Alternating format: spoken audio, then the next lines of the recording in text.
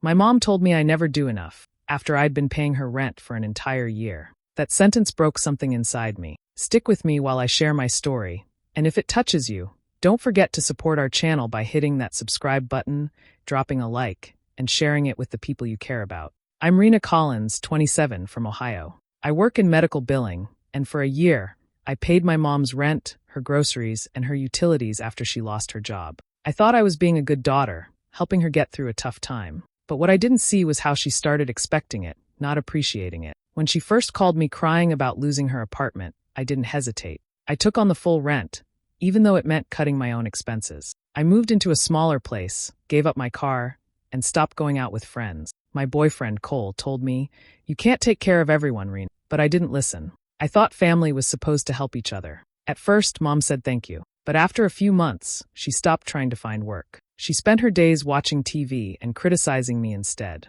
She told me I didn't visit enough, that I didn't care enough. It hurt because I was the one keeping her life together. Then came my birthday. I showed up with groceries and a cake, happy just to spend the day with her. She looked at me and said, "You never do enough for me, Rena." Those words crushed me. I smiled on the outside, but inside I broke. That night, I decided things had to change. I slowly stopped sending money and told her she needed to apply for help on her own. She got angry, saying I was ungrateful and selfish. Then I found out she had been renting out her spare room for cash and hadn't told me. Worse, she'd opened a credit card in my name and maxed it out.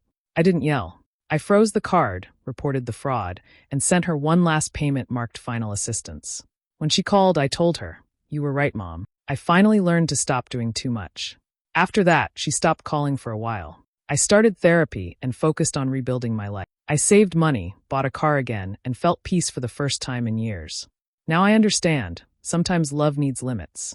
Helping someone doesn't mean losing yourself. I still love my mom, but I love my peace more. I still remember that night when Mom called me, her voice shaking as she said she had nowhere to go. She'd lost the apartment, and I could hear the fear in her tone. I didn't think twice. I told her I'd help until she could find something steady again. I didn't have much, but I wanted her to feel safe. Back then, I was living comfortably in a small one-bedroom apartment. But soon, every paycheck started shrinking. Covering 2 rents, groceries, and utilities wasn't easy. I had to make choices that hurt. I moved into a smaller place to save money, the kind where the walls were thin and the heater barely worked in winter. It wasn't ideal, but I told myself it was temporary. The first thing I sold was my car. I remember posting the ad online, sitting in the driver's seat one last time before handing over the keys. That car had taken me everywhere: work, college, road trips. But now, I was taking buses in the freezing cold, carrying groceries on foot just so Mom could stay in her apartment. I stopped taking vacations, even when my coworkers invited me on trips. I smiled and said I couldn't take time off, but the truth was, I couldn't afford it. Every extra dollar went to Mom's bills. I told myself it was worth it, that I was doing the right thing. Cole, my boyfriend, saw the toll it was taking. He tried to reason with me. "You can't pour from an empty cup, Rena," he said one evening as we ate cheap takeout on my couch. "You're burning yourself out." I remember brushing him off, saying, "She's my mom. She needs me." He looked at me with quiet concern, but I didn't want to hear it. I was convinced that love meant sacrifice, that being a good daughter meant giving until it hurt. I thought one day she'd thank me for it, maybe even be proud. Each month, I watched my savings disappear. Still, I told myself, just a little longer. I thought I was helping her rebuild, but I didn't realize I was the one slowly falling apart. Every decision, every sacrifice, I made believing she would one day stand on her own again. But that moment never came. Instead, my efforts became expected, not appreciated. Still, back then, I didn't see it as being taken advantage of. I saw it as love. As the months went by, things started to change. Mom stopped mentioning job applications or interviews. Whenever I asked how her search was going, she brushed it off, saying she was still figuring things out. At first, I tried to stay patient, but something inside me started to ache. She no longer thanked me when I covered her bills. Instead, she began finding faults in everything I did. She'd comment on my clothes, saying I dressed too casually for someone working in an office. If I called her after work, she'd complain that I always sounded tired or distracted. When I couldn't visit every weekend, she'd sigh and say, "You used to care more." I tried to ignore the little jabs, but they grew sharper each week. Every visit felt like walking on eggshells. She'd point at small things, my makeup, my shoes, even the snacks I brought, and find something wrong. I started leaving her apartment feeling drained instead of comforted. One Sunday, after another long shift, I stopped by with groceries. I was hoping we could talk calmly about her plans. I gently said, "Mom, maybe it's time to start looking for something, even part-time. You're good with people, maybe a front desk job." Her expression changed in an instant. Her voice rose. "You're acting just like your father, always judging." The words hit me like a slap. I froze.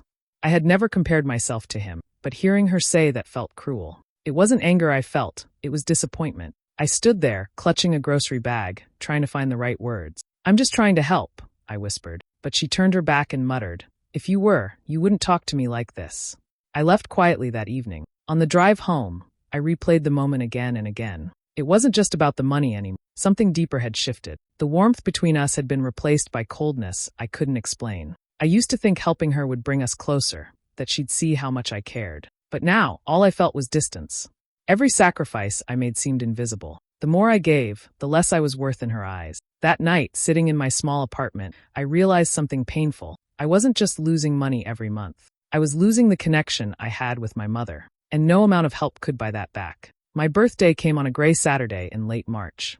I didn't plan anything big, just wanted to see Mom, bring her some groceries, and maybe share a small cake together. I stopped by the bakery near my place, picked her favorite vanilla frosting, and bought a few things she'd asked for earlier that week. I was tired from work, but I told myself it would be worth it if we could just have one calm, happy evening. When I walked into her apartment, she barely looked up. The TV was on, and her phone was in her hand. I set the bags on the counter and said, "Hey, Mom, I brought you some groceries." She mumbled something that sounded like, "Okay," eyes still glued to her screen. I tried not to take it personally. I placed the little cake on the table, smiled, and said, "It's my birthday today. Thought we could have a piece together." She looked up for a second, then went right back to scrolling. "You never do enough for me, Rena," she said flatly. I just stood there. For a moment, I couldn't breathe. The words hit harder than anything she'd said before. I'd given her everything I could, my time, my money, my peace. And somehow, that still wasn't enough. I stared at her, waiting for her to take it back, but she didn't even notice my silence. The room felt heavy, like all the air had been pulled out. My hands started shaking as I packed the cake back into its box. I didn't argue. I didn't defend myself. I just said quietly, "I'll see you later," and walked toward the door. She didn't look up when it closed behind me. In the car, the tears came before I could stop them. I sat in the parking lot for a long time, gripping the steering wheel, trying to understand how love had turned into this cold space between us.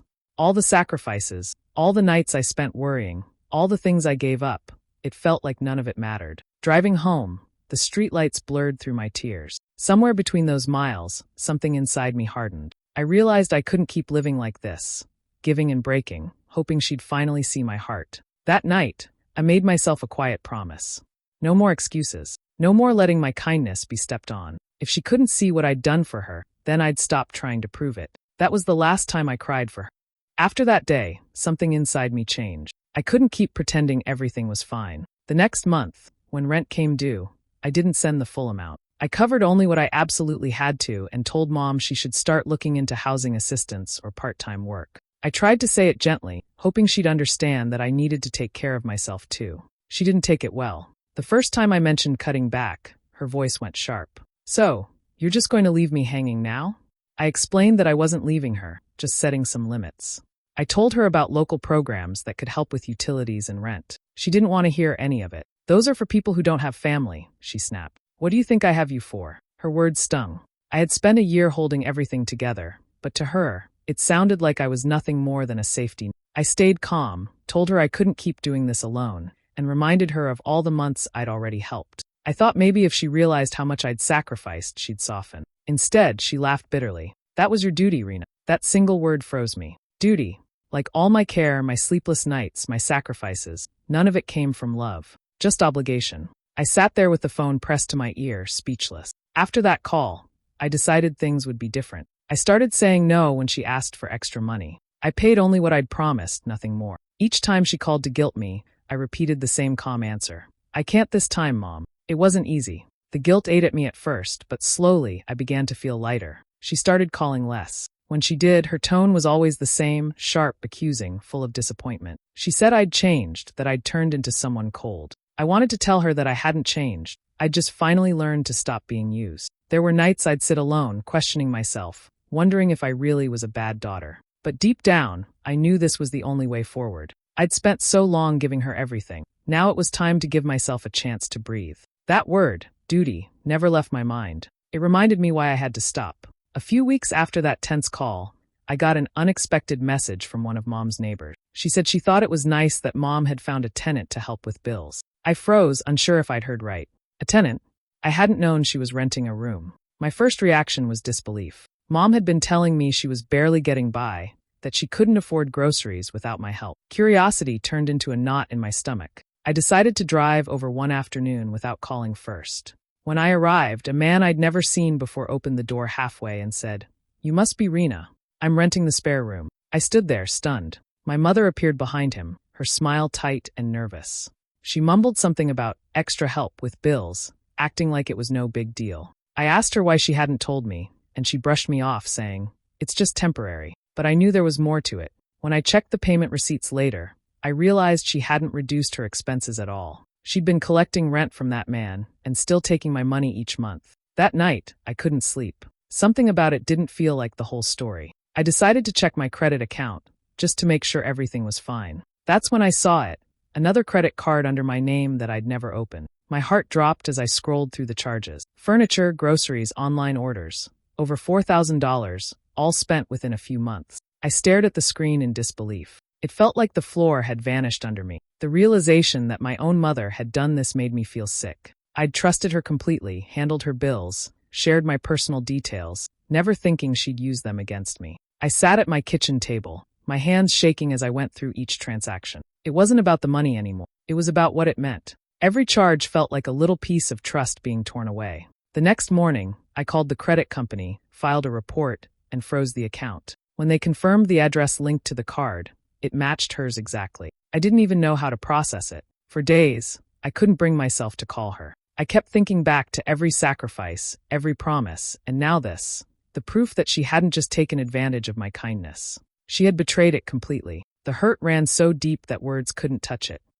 When the truth sank in, I didn't explode or scream. The pain had already burned through me, leaving only quiet resolve. I realized yelling wouldn't change anything. It would only give her another way to twist the story. So instead of reacting, I made a plan. The first thing I did was make sure everything tied to my name was secure. I called the bank, explained the situation, and followed every step they told me. The fraud claim was filed, and the investigation began. The representative assured me that they'd handle it. I hung up feeling a mix of relief and sadness. It felt strange having to protect myself from my own mother. Next, I went through every automatic payment I'd ever set up for. Rent, utilities, insurance. I canceled them one by one. My hands shook as I typed the confirmation email, but I didn't stop. I left only one last payment, clearly labeled final assistance. It wasn't done out of spite, it was closure. A line drawn between what had been and what would never happen again. After everything was set, I waited. It didn't take long. Within days, her number flashed across my screen. I already knew what the call would be about. I took a deep breath and answered. Her voice came through sharp and angry. "What's going on, Rena? My rent didn't go through this month. Are you trying to punish me?" I kept my tone calm. "I told you I couldn't keep paying, Mom. You have other options now." She scoffed. "You owe me after everything I've done for you." That line almost made me laugh. I swallowed hard and said softly, "You were right, Mom. I finally learned how to stop doing too much." There was silence on the other end. I could almost hear her trying to find something to say, but I didn't give her the chance. "Take care of yourself," I added and hung up. When the call ended, I sat there for a long time staring at my phone. The quiet in my apartment felt different, lighter somehow. For the first time in months, maybe years, I felt in control of my own life again. I didn't check in with her after that. I let the investigation handle what needed to be handled. The bank would deal with the fraud.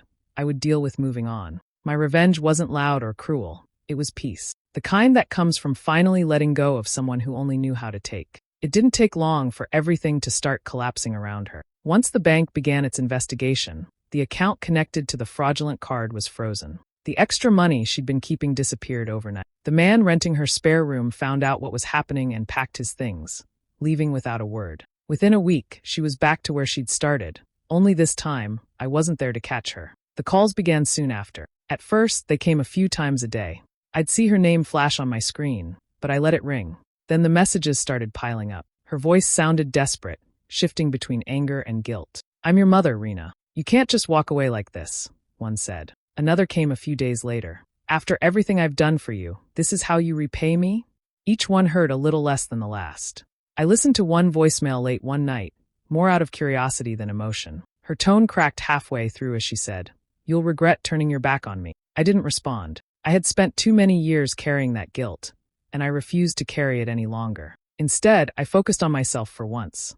I'd started therapy not long after everything unfolded. Talking it out helped me untangle years of pressure and manipulation I hadn't recognized before. My therapist told me something that stuck. You can love someone deeply and still protect yourself from it. Those words became my anchor. Cole was there every step of the way. He didn't push me to talk when I didn't want to. He just listened, reminding me that choosing peace wasn't selfish. My best friend Maya checked in constantly, bringing over coffee and making me laugh on days when everything still felt heavy. For the first time in a long while, I had people around me who cared without expecting anything in return. Days turned into weeks, and the calls slowed down. The silence that followed wasn't painful, it was freeing. My life began to settle into something calm, steady, and finally mine. I didn't celebrate her downfall. That was never the goal. But I couldn't ignore the strange peace that came with knowing the truth had caught up to her. All I ever wanted was honesty, and when that failed, I learned something far more valuable: how to protect my own peace. Once everything settled, I started noticing how much lighter life felt without constant demand. The money that used to disappear each month now stayed in my account. It felt strange at first, seeing those numbers grow instead of vanish. But slowly, it became a symbol of something I hadn't felt in years: control. I decided to do something just for myself. I booked a short trip to the coast, somewhere quiet where no one knew me. Standing by the water, I felt like I could finally breathe. For so long, my life had revolved around someone else's needs. Now, I was finally living for myself. When I got back, I replaced the old bus schedule on my fridge with car keys. After saving for months, I bought a small, reliable car. Nothing fancy, just something that gave me freedom. Driving it for the first time, windows down, music playing, I realized I hadn't felt joy like that in years. I started putting money aside for something bigger too, a home of my own. Every deposit I made felt like another piece of my independence falling into place. For once, I didn't feel guilty for wanting stability. I wasn't the bad daughter she had painted me to be. I was simply someone trying to rebuild. The quiet that used to feel lonely began to feel peaceful. I spent more time with people who respected my boundaries. I cooked at home, took long walks, and let myself smile without waiting for something to go wrong. I didn't owe anyone my exhaustion anymore. Months passed before Mom reached out again. Her message was short: "Can we talk?" I sat there staring at it for a long time before replying. I wasn't angry anymore, just cautious. When we finally spoke, her tone was softer, almost uncertain. She talked about missing me, about things being hard, but I listened without interrupting. When she finished, I told her calmly, "I'm willing to have a relationship, but only if there's mutual respect." The line stayed quiet for a while before she said, "I understand." Maybe she meant it, maybe she didn't, but I didn't need to know right then. After that call, I didn't feel guilt or sadness, just peace. For the first time, I knew where I stood. My life wasn't about fixing anyone anymore. It was about building something steady, honest, and mine. Looking back, I realize how much I lost by ignoring my own needs. I spent years thinking love meant giving endlessly, believing that sacrifices proved my care. But in the process, I allowed my energy, my peace, and my confidence to be drained. I learned the hard way that love without limits can become a burden too heavy to bear. It took losing control and seeing the truth about Mom's actions for me to understand that helping someone shouldn't come at the cost of your own well-being. I used to measure myself by how much I gave, constantly trying to earn approval that would never come. Now, I see that true care is balanced with boundaries. I started prioritizing myself in ways I never had before. I set routines that supported my mental and emotional health, dedicated time to projects that made me happy, and surrounded myself with people who uplifted rather than drained me. I no longer bend or compromise my values just to meet someone else's expectations. Even my relationship with Mom has changed. I still love her, but I don't allow her actions to dictate my peace. I communicate only on terms that respect me, not on demands that used to make me feel small. I've learned that protecting myself isn't selfish, it's necessary. Every choice I make now reminds me of the lesson I earned the hard way. Boundaries are not walls, but shields that allow healthy connection. By giving less in ways that harm me, I am actually giving more in ways that matter. I can be compassionate without being consumed. The most important thing I've realized is that self-respect carries more weight than approval. I don't need validation for every sacrifice I make. My worth isn't defined by how much I endure for someone else. Instead, it's measured by how well I honor my own limits and maintain my peace. Sometimes the hardest lessons come from the people we love most. But in facing betrayal, I discovered freedom. The The quiet strength that comes from standing firm and choosing myself has changed everything. Now, when I reflect on that year of struggle, I tell myself one truth. Sometimes doing less for others is the only way to do enough for yourself. It's not giving up. It's finally giving yourself what you deserve. Do you think I was right to finally stop helping my mom, or should I have given her another chance? I'm really curious to hear your thoughts. If you want more stories like mine, subscribe and hit the notification bell.